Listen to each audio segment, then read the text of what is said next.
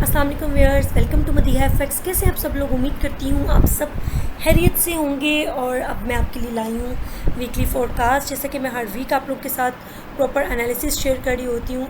And आपने देख लिया होगा कि लास्ट टाइम आप लोगों के साथ जो एनालिसिस मैंने शेयर किए थे एज इट इज़ मार्केट में उन्होंने किस तरह से वर्क किया है। और ये मुझे कहने की ज़रूरत नहीं है, क्योंकि चीज़ें नहीं बल्कि आपके रिज़ल्ट्स बोलते हैं। आपके बोलने से फ़र्क नहीं पड़ता, आपके रिज़ल्ट्स ही आपकी सक्सेस को और आपके नॉलेज को और आपकी लर्निंग स्किल्स को प्रूव कर रहे होते हैं। तो अगर हम अपकमिंग वीक की बात करें कि अपकमिंग वीक में गोल्ड का क्या सिनेरियो हो सकता है, या अपकमिंग वीक में हम गोल्ड को किस तरह से देख सकते हैं, किस पोटेंशियल के साथ गोल्ड बाय जाएगा या सेल जाएगा, अगर हम इस पे बात करें तो लेट्स सी स्टार्ट करते हैं अपना टेक्निकल कि अपकमिंग वीक में हम मार्केट में क्या एक्सपेक्टेशंस रख सकते हैं मार्केट से। सबसे पहले मैं वीकली और डेली को देखूंगी, क्योंकि वीकली और डेली टाइम फ्रेम एक ऐसे टाइम फ्रेम होते हैं जो कि जैसा कि हमेशा बिग टाइम फ्रेम के ऑर्डर्स को हमेशा स्मॉलर टाइम फ्रेम जोन से है उनको कंटिन्यू करता है, और बिग टाइम फ्रेम के अंदर जो होती है वो हाई एक्यूरेसी होती है। तो डेट्स वाई मैं हमेशा बिग टाइम फ्रेम को प्रेफर करती हूँ। अगर हम वीकली की इस लास्ट कैंडल को देखें, देखिए मेरी वीडियो में सिर्फ आप लोगों को एनालिसिस नहीं मिलेंगे। अगर आप लोग प्रॉपर तवज्जो से मेरी एक एक बात को सुनेंगे तो प्रॉपर आपको लर्निंग प्लस एक्यूरेट सिग्नल भी मिलेंगे। मैं जो जो चीज़ें गाइस आप लोग को यहाँ पे बता रही होती हूँ ना, believe me same as it is वही चीज़ें मैं अपने वीआईपी में भी प्रोवाइड कर रही होती हूँ। अब बहुत से लोग हैं जो मेरे वीआईपी के मेंबर्स भी हैं और वो मेरी इन वीडियोज़ को भी देखते हैं और वो बहुत अच्छे से जानते हैं कि मेरे वीआईपी के रिजल्ट्स क्या हैं, क्योंकि मैं इन्हीं बेस पर जो एनालिसिस आप लोग के साथ शेयर कर रही होती हूँ इन्हीं की बेस पे मैं एंट्रीज दे रही होती हूँ। और अगर आपके पास थोड़ी बहुत भी स्किल है इस मार्केट में काम करने की, तो मुझे नहीं लगता आपको कभी किसी का भी मेरा भी वीआईपी ज्वाइन करने की ज़रूरत है, अगर आप लोग इन एनालिसिस पर ही फोकस कर लें तो। इसके अलावा एनालिसिस स्टार्ट करने से पहले एक और बात करती चलूँ, मेरा ये बैच स्टार्ट हो रहा है इंशाल्लाह 25 अक्टूबर को, और 25 से 30 अक्टूबर तक आप लोग अपनी सीट्स को रिज़र्व करवा सकते हैं, क्योंकि वैसे तो 15 को कंटिन्यू होता है, लेकिन इस दफ़ा क्लासेस थोड़ी जल्दी कंटिन्यू हो गई क्योंकि स्टूडेंट्स ने पर्सनल क्लासेस ली हुई थी। तो दैट्स वाई आप लोग 25 से 30 अक्टूबर तक अपनी फीसिस रिज़र्व करवा के अपनी सीट्स को रिज़र्व करवा सकते हैं। और चलते हैं अब अपने एनालिसिस की तरफ। सबसे पहले देखते हैं इस लास्ट कैंडल को कि हमें ये क्या कहानी बता रही है। ये वीकली कैंडल है, अगर हम वीकली कैंडल पे गौर करें। अच्छा, यहाँ पे एक चीज़ आपको बताती हूँ, वो चीज़ ये है कि अगर आप इस मोमेंटम को देखें, इस वीकली मोमेंटम को देखें, इस पूरे वीक के अंदर ऐसी एक भी कैंडल नहीं बनी जो कि मोमेंटम मार्केट में इस वीक में आया, ठीक है, अक्टूबर के इस सेकेंड वीक में आया। अब ऐसा क्यों है? ऐसा इसलिए है, एक बात हमेशा याद रखिएगा, मार्केट में जब भी या तो मोमेंटम बहुत ज़्यादा हाई हो या फिर मोमेंटम फेक दिखाया जा रहा हो, ऐसी कैंडल्स हमेशा तब बनती हैं, ठीक है। अगर कोई कैंडल मारूबुजू लाइक अ मारूबुजू कैंडल जिसमें बहुत ज़्यादा आपको स्ट्रेंथ नज़र आए, बहुत ज़्यादा उसकी बॉडी का स्प्रेड हो, ठीक है, और बहुत ज़्यादा हाइट की कैंडल हो वो, ठीक है, लाइक अ मारूबुजू कैंडल, अगर आपने कैंडलस्टिक पैटर्न्स पढ़े हैं तो ये कैंडल्स हमेशा दो जगहों पे बनती हैं। या तो मार्केट ने किसी एरिया से रियल मूवमेंट पकड़नी हो या मार्केट ने किसी एरिया से फेक मूवमेंट पकड़नी हो, दो जगहों पे। अब हम इसको प्रेडिक्ट कैसे कर सकते हैं कि कौन से एरिया पे इसने सही मूव लेना है और कौन से एरिया पे इसने फेक मूव लेना है, तो मैं आज आपको ये स्ट्रेटेजी भी बता देती हूँ साथ साथ। अब देखिए, अगर आप बैक कैंडल्स को देखें तो इन पूरी कैंडल्स की बॉडीज़ के आप स्प्रेड को चेक करें, इस कैंडल की बॉडी का स्प्रेड देखें। अब ये देखिए, इनकी छोटी छोटी सी कैंडल्स की, बेशक मार्केट गई तो बाय है, लेकिन ये कैंडल्स की बॉडी बता रही हैं आपको कि मार्केट में बायर्स तो थे लेकिन उनके साथ साथ सेलर्स भी एक्टिव थे, क्योंकि वीक रिजेक्शन के साथ साथ कैंडल्स छोटी छोटी भी हैं, ठीक है।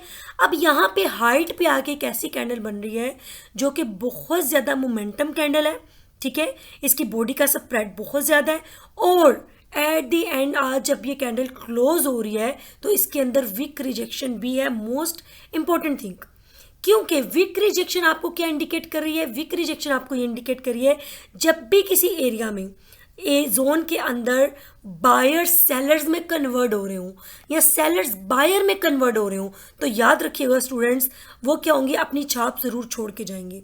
अब देखिए इस कैंडल की ये रिजेक्शन क्लियर कट इंडिकेट करी है कि यहाँ पे लार्ज ऑफ नंबर ट्रांजेक्शन्स हुई थी बाइंग के अंदर, बट यहाँ पे बायर्स सस्टेन नहीं कर पाए। अगर बायर्स यहाँ पे सस्टेन कर पाते तो इतनी स्ट्रॉन्ग वीक रिजेक्शन नहीं आती। इट मीन्स यहाँ पे किसी हैवी, मतलब किसी ऐसे इंस्टीट्यूट ने, ऐसे इदारे ने, ऐसी बिग मनी ने, ऐसे बिग वेल ने मार्केट में एंट्री किया है जिसने मार्केट को एक दिन में 2000 पिप गिराया। ठीक है, आज के दिन मार्केट फ्राइडे की क्लोजिंग से पहले 2000 पिप ऑलमोस्ट गिर चुकी है। ठीक है, क्योंकि इतनी ज़्यादा जो मार्केट में स्ट्रॉन्ग सेलिंग आई है, या आपको क्या लगता है ये प्रेशर किसी आम बंदे की एंट्री से हो सकता है? नहीं, बिल्कुल भी नहीं। तो ये एक प्रेशर मार्केट में आया है जो कि हमें सेलिंग को इंडिकेट कर रहा है। अब चलते हैं मज़ीद छोटे टाइम फ्रेम में। मैं टाइम फ्रेम ओपन कर रही हूँ डेली का। अब अगर डेली पे आप देखिए जो लर्निंग आपको दे रही हूँ ना, बिलीव मी, कोई आपको अपने कोर्स में भी नहीं देगा। मैं 100% श्योर हूँ, क्योंकि ये फर्स्ट ऑफ ऑल तो इतनी लर्निंग मार्केट में है ही बहुत कम लोगों के पास, और जिनके पास है वो प्रोवाइड भी नहीं करते। दूसरी बात ये, आप इस लास्ट कैंडल को देखें, ये डेली का टाइम फ्रेम है, वो वीकली टाइम फ्रेम था। अब डेली के टाइम फ्रेम के अंदर जैसा कि मैंने आपको अभी बताया कि जब भी किसी जोन पे मोमेंटम कैंडल्स बनती हैं, जब भी किसी एरिया पे मोमेंटम कैंडल्स बनती हैं, आपने कैंडल के साइजेस से कैंडल की ट्रांजैक्शन को प्रिडिक्ट करना है। अब देखिए हमें बॉडी के स्प्रेड से मतलब नहीं है, हमें बॉडी के स्प्रेड से मतलब इसलिए नहीं है क्योंकि हमें मतलब उस बॉडी की, इस कैंडल की बॉडी के अंदर हुई ट्रांजैक्शन से है कि मार्केट के अंदर कितना बायर और कितना सेलर मौजूद है। और वो हमें कौन बताती हैं? ये कैंडल्स की शेप्स बताती हैं, इनकी वीक रिजेक्शंस बताती हैं, इनका बिग स्प्रेड और स्मॉल स्प्रेड बताते हैं। ठीक है, अभी अब अगर आप देखें ये जो लास्ट स्ट्रॉन्ग मूव आया है, इसमें ये कैंडल सबसे ज़्यादा स्ट्रॉन्ग है।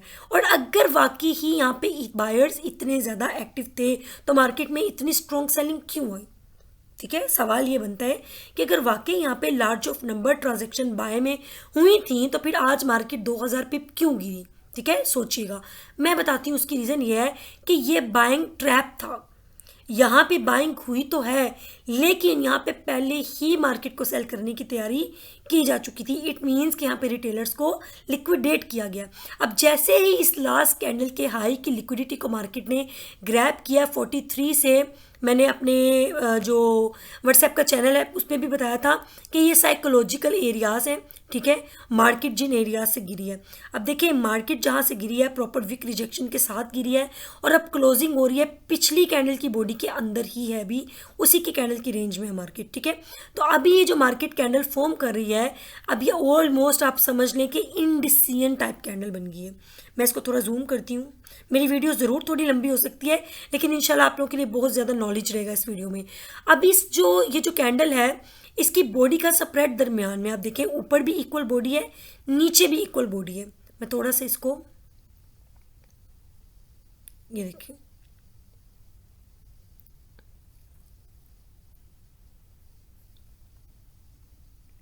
ऊपर और नीचे दोनों साइड पे इक्वल बॉडी है। ठीक है, और अगर आप यहाँ पे देखें इसका स्प्रेड ऑलमोस्ट हर चीज़ इक्वल है इस कैंडल की। क्यों? इसकी रीज़न ये है कि अब दिखाया जा रहा है कि ईच एंड एवरीथिंग स्टेबल। क्या दिखाया जा रहा है? कैंडल्स की थ्योरी को दिखाया जा रहा है कि each and everything stable, but reality against है नॉट स्टेबल। ठीक है, अब मैं ऐसा क्यों बोल रही हूँ? उसकी रीज़न ये है कि ये ऊपर भी उतनी ही रिजेक्शन है और नीचे भी उतनी ही रिजेक्शन है। इट मीन्स कि अब मार्केट 100% ट्रैप करेगी, 100% ट्रैप करेगी। उसकी रीज़न ये है कि इस कैंडल के अंदर क्लोजिंग ज़रूर बैडिश में है, लेकिन ऊपर से भी वीक रिजेक्शन स्ट्रॉन्ग है, नीचे से भी वीक रिजेक्शन स्ट्रॉन्ग है और क्लोजिंग अभी मिड में है। ऐसी कैंडल्स को इंडिसियन कैंडल भी बोलते हैं, लेकिन चूंकि इसकी बॉडी ज़्यादा तो हम इसको इंडिसियन नहीं बोल सकते। हम इसमें मज़ीद अपॉर्चुनिटीज़ को फाइंड करेंगे कि हम मंडे वाले दिन मार्केट को किस डायरेक्शन में एज अ टेक्निकल देख सकते हैं। हम टाइम फ्रेम ओपन करेंगे H4 का। उससे पहले मैं आपको एक चीज़ बताती जाऊँ, यहाँ पे डेली के अंदर एक बहुत ज़बरदस्त लेवल है जिसको मैं मार्केट से एक्सपेक्ट कर रही हूँ अगर मार्केट में सेलिंग आती है तो वो ये एरिया है। मैं मार्केट में इस जोन को एक्सपेक्ट कर रही हूँ। उसकी रीज़न ये है कि ये डेली का फेयर वैल्यू गैप है, ठीक है। डेली का एफवीजी है ये, तो बहुत ज़्यादा मार्केट गैप छोड़ के गई हुई है, तो हाई चांस है अगर मार्केट गिरती है तो मेरे इस जोन को रिस्पेक्ट दे। इस एरिया को हम मार्क करके छोड़ देंगे। चलते हैं H4 के ऊपर। जी दोस्तों, तो ये H4 का एक मूव है, ठीक है। H4 की जो लास्ट हाई है जो कि मार्केट ने अब तक लगाया वो ये है, ठीक है। और जो लो है मार्केट का वो ये एरिया है जो अब तक मार्केट लगा चुकी है। अभी हमने हाई और लो को मार्क कर लिया, सही है। अच्छा, अब हम मंडे वाले दिन क्या अपॉर्चुनिटीज़ देख सकते हैं। अब यहाँ पे अगर आप गौर करें, मार्केट एफवीजीज को बहुत ज़्यादा रिस्पेक्ट देती है। एक बात याद रखिएगा स्टूडेंट्स, और फेयर वैल्यू गैप अगर बिग टाइम फ्रेम के हों तो उनके चांस और भी ज़्यादा इंक्रीज हो जाते हैं। अब यहाँ पे एक एरिया है एफवीजी का एरिया, वो ये एरिया है, और ये H4 का फेयर वैल्यू गैप है ये, ठीक है। अब ये जो मैं एरिया मार्क कर रही हूँ ना, बिलीव मी, ये आप लोगों के साथ बहुत बहुत अच्छी एक्यूरेसी के साथ वर्क करेंगे इंशाल्लाह, जैसे कि हमेशा मेरे एनालिसिस वर्क करते हैं इंशाल्लाह।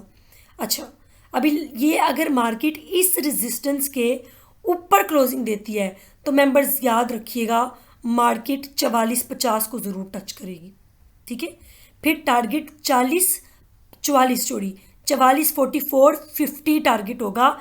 अगर मार्केट इस रेजिस्टेंस के ऊपर क्लोज करती है तो ये तो है बाय लेवल।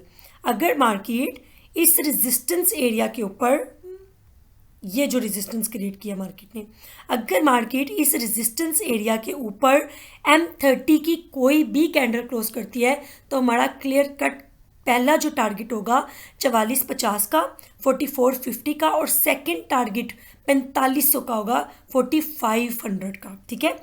और अगर मार्केट वापस या इस एरिया से हमें रिजेक्शन देती है, जो कि ऑलमोस्ट 3 दफ़ा दे चुकी है, अगर 3 कैंडल्स हैं H4 की, ठीक है, तो अगर मार्केट दोबारा इस एरिया पर आती है और रिजेक्शन देती है तब भी हम गोल्ड को बाय नहीं करेंगे जब तक इस रेजिस्टेंस के ऊपर क्लोजिंग नहीं मिल जाती M30 की, H1 की।